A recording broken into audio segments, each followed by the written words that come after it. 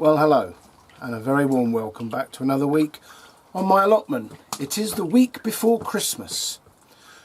The weather's not very Christmassy. It's another weekend. It's Sunday. Another weekend. More rain and storm force winds today. They're not here yet, but they will be. It's foul out there. It's been raining hard all morning. I say all morning. It's 8:15. It's officially sunrise. Yeah, not impressed. Anyway, yeah, this is my last Sunday before Christmas. I will be able to get up here tomorrow after work, and I'm doing that for one reason only. That is to pick a stalk of Brussels sprouts and to pick whatever parsnips I've got.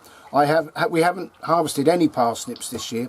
I worry slightly that they're all rotten. I've had a look at a couple of the tops and they were rotten, so we might have to buy parsnips this year. I shall see. I'm leaving it till tomorrow, so they're as fresh as they can be for Christmas Day. So what am I doing up here today? Well, not a lot is the answer. I have one bed left that has not been prepared for spring, and that's got my last leeks and a load of beetroot. The leeks, we harvested a few of those, the multi-sown ones, about a week ago, and they had quite a bit of rust in them. They're not particularly good specimens. So I suspect if the weather allows me today, if it dries up at all, I don't mind the wind, but I don't want to be out there in driving rain. If it dries up for a little while and lets me out, then I will clear that bed of the leeks and the beetroot. I will take some of them home if the leeks can be, you know, if we can cut the rust out, if we can peel the rust out, then we'll harvest them. But if not, they'll go on the compost heap. The beetroot have grown rather large now, so I don't think I could sell them at the farm shop. And I think Cheryl, quite honestly, has just had enough of beetroot this year. We turn a lot of it into sort of pickled beetroot in balsamic vinegar, and I love that in salads, and we eat that all through the year. We've got about 10 of those mason jars with the sealable lids, and they're all full, so we're not short of beetroot. So anyway, you're very welcome. And yeah, not sure what I'm going to do. The one job I am doing at the moment is, you will be aware if you've been with me for a while, that I have a hot bin at home. It's a wonderful bit of kit. All our garden or all our kitchen scraps and any green waste from the garden goes into the hot bin. We don't put out any green waste for the council. It's all used. And that hot bin turns scraps and green waste into usable, good compost within about a month. It is genuinely the best bit of kit for the garden I've ever bought. But of course, you know, if we're moving, then that's got to be empty to move it. So I'm busy at the moment emptying it, and the bed down there that's got the cardboard on it to suppress the couch grass, I am going to, as I empty that hot bin, I'm bringing it up in the van, one large trug or bucket at a time, and I'm emptying it on top of that cardboard. I'm not sure it'll go that far, but you know, it'll go some way. So that's what I'm doing with it. It's beautiful stuff. I mean, I'd love to take it to the new property, but you know, it's just not practical. So that's one job I've got to do today. But anyway, you're very welcome. I do have some interesting Christmas facts, fascinating stuff about the royalties earned from old Christmas records. That was stunning to me, just how much money people make every year from one record. Anyway, stick around if you would.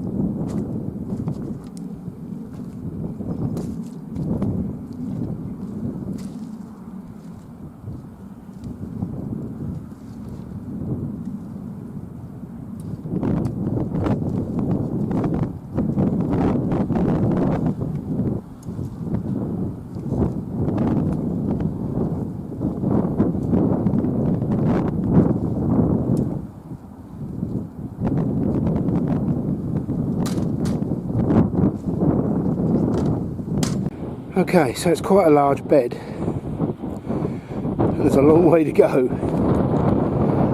That's 4 buckets full, 2 today. Yeah, it probably isn't going to stretch all the way, but by the time I've emptied the hot bin, some of the compost on the allotment might be ready. So it's a long-term project to cover this cardboard before spring. And up at the top of the plot here, I think you can see most of the beds now have been hoed, raked, top dressed. A little bit of hoeing and weeding to do in the fruit bed, but they're all looking fairly tidy and reasonably weed free, ready for the spring. And the only exception is this bed, and I don't have an issue with that because it's still cropping, but the leeks are in fairly poor condition. They're quite small because they're multi-sown, and they are suffering a lot from rust. Now, a bit of rust on a large, good, solid leek is not a problem. You peel off a couple of layers and the rust disappears. But on these tiny, thin leeks, by the time you've peeled off a couple of layers, there's nothing left. I'm not sure I'll do this again. We'll see, but it's not been a complete success, if I'm honest. But you know, beetroot's bomb-proof, isn't it? And as Charles Dowding often says, this myth about large beetroot being woody is just that, a myth. This beetroot was sown and grown this year, and even as large as they are, if you cut them open, they are juicy and just as good as the small ones. When they become woody is if you leave them for their 2nd year and they go to seed, then they become hard as rock. So it's just another myth. That's one of the main reasons I watch Charles Dowding. He has built up a very large library of information and knowledge, which in a lot of cases counters the established narrative. And we know what we think of established narratives nowadays, don't we? They're usually the opposite of the truth. So that's my non-allotment comment for today. But yeah, this lot's got to come out, and this bed's got to be sorted and fed with manure, I suspect, ready for the spring. If you were around a year ago, you may remember that I dug all the snowdrops out of my garden because I thought, turns out wrongly, that we would be moving this year, and I thought I want to dig them up now while I can see them, so that when they flower in January, February 25, they're in our new property. But of course that hasn't happened. But I'm pleased to see that even though they've been in these pots, they seem to have survived, and they're sticking their lovely heads up. As are quite a few bulbs around the allotment. So even in the depths of a very wet, miserable winter, there are signs, if you're prepared to look, of spring preparing itself. Nature is just an immovable force. It's beautiful, as long as you don't get in the way of it. Down at the farm shop, I saw some stalks of Brussels sprouts that they've bought in, and the Brussels sprouts were twice as big as mine, and they didn't have any of this yellowing or weathering on them. They were beautiful and pristine. How does a farmer manage that? It's got to be down to chemicals. I mean, these Brussels sprouts might look a bit over the hill, but actually they're perfect. Once you peel off the outer yellowing and discoloured leaves, inside the Brussels sprouts are beautiful and tasty, but they don't look nice to the eye. So I suspect it's that stalk I'm going to take to my daughters and son-in-laws for Christmas, and I'll leave it with them, and they can eat Brussels sprouts till it's coming out their ears, because we've got plenty. It's been my best ever year for Brussels. Another success has been this Cavolo Nero kale. I've grown it before, but it's usually been eaten by something, but this bed was netted all the way through the summer. And I know they don't, you know, they were planted in a uniform pattern, honestly. And they all look a bit sort of weather beaten now. But I'm harvesting them on an almost daily basis for our smoothies. We've got lots of mixed fruit from the allotment at home. We stick them in a NutriBullet with this kale, and of course you don't taste the kale, you just taste the fruit smoothie. So it's a fantastic way to drink green healthy vegetables. If you've not tried it, I can thoroughly recommend it. But yeah, this kale's been fantastic this winter.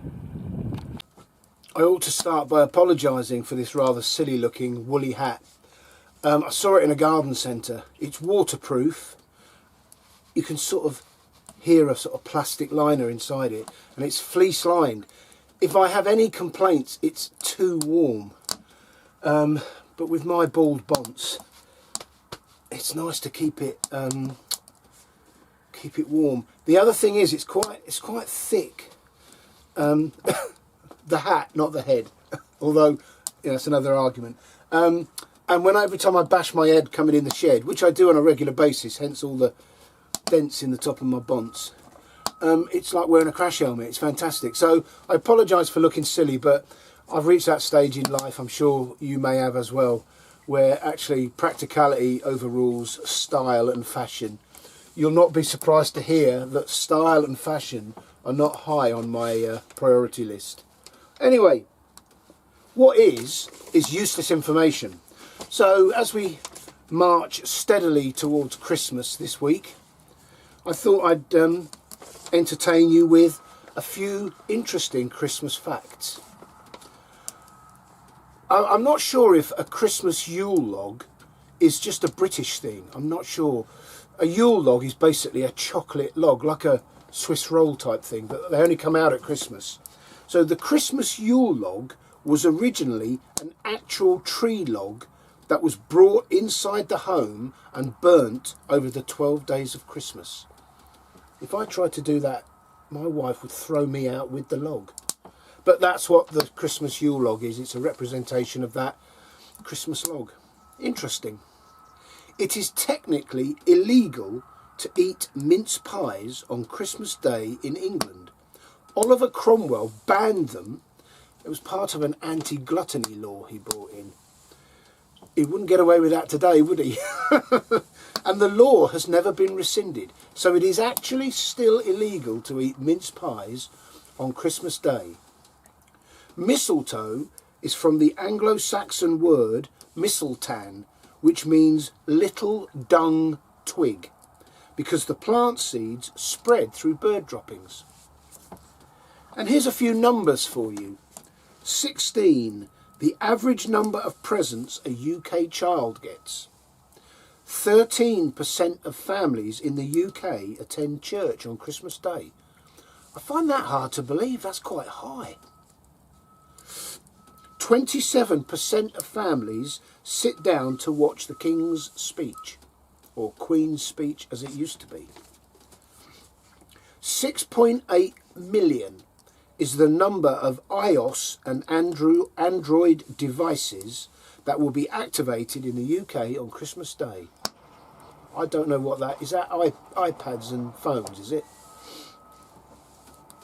On Christmas Eve in 2001, the Bethlehem Hotel had 208 of its 210 rooms empty. Oh, how times change. 8 million natural Christmas trees are consumed in the UK every year. In the UK, natural Christmas trees outsell artificial trees by a ratio of 3 to 1. And the last two things I'm going to leave you dangling. It's about who holds the records for the most Christmas number ones and who earns the most royalty from Christmas records. So who do you think has had the most number ones of Christmas records in the UK, and which songs earn the most royalties annually? Tune in later to find out.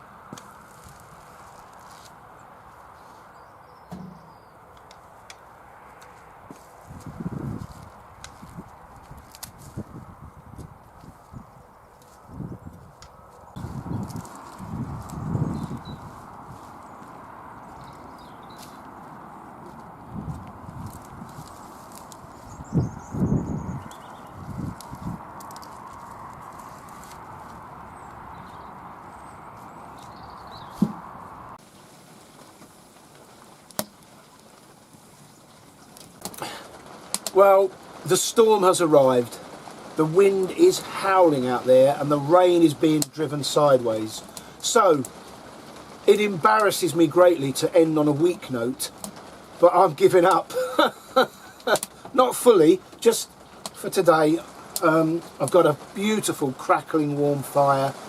I've picked out some January Kitchen Garden magazines. I'm going to sit in here with a brew and a packed lunch and do nothing. And I shall go home just after lunchtime and take what's coming in the way of jobs from the boss. So yeah, I'm giving up. It's just awful out there. So as promised, the answers to those two questions. Who holds the record for the most Christmas number ones? This is the UK, obviously. Well, it's the Beatles with 4. 1963, 64, 65 and 67. I don't know what happened in 66, they had a bad year. Cliff Richard has had 3 number ones. 1960, he then had a bit of a break, 1988 and 1990. And third, the Spice Girls with 3. 1996, 97 and 98. That's impressive. But this is the really interesting bit. Who earns the most royalties annually from their Christmas records? Well, I remember this coming out when I was a kid. Slade. Merry Christmas, everybody. £500,000 every year from one record. The Pogues are second with the Fairy Tale of New York. They earn £400,000 annually, and I think he used to drink most of that. Mariah Carey is in third place with All I Want for Christmas. £350,000 every year. Wow. Anyway, this wraps it up for 2024. We're going to my daughter and son-in-law's for Christmas, and then on the 30th of December, just before New Year's Eve, my eldest son David and his partner Nikki come back from Canada. They're coming to us for 3 weeks before they go on to show Nikki's parents their newborn Gemma in Taiwan. So looking forward to that immensely. We haven't seen them for well over a year, probably a year and a half I think. So that'll be lovely. I'll be back in the new year, and who knows what's happening in 2025. Our plans are on schedule right now. The chap came round and did the survey of our house for the buyer on Friday. We'll see how he reacts to that. But I'd like to take this opportunity to thank every single one of you for watching my channel over the year, all those who subscribed, all the wonderful comments I get, and some not so wonderful. I thank you all, and I'd like to take this opportunity to wish you and your family a happy, healthy and safe 2025. Let's hope it's a good one. I'm not optimistic. So have a wonderful Christmas and New Year, and I will see you in the New Year. Look after yourselves, take care, and bye for now.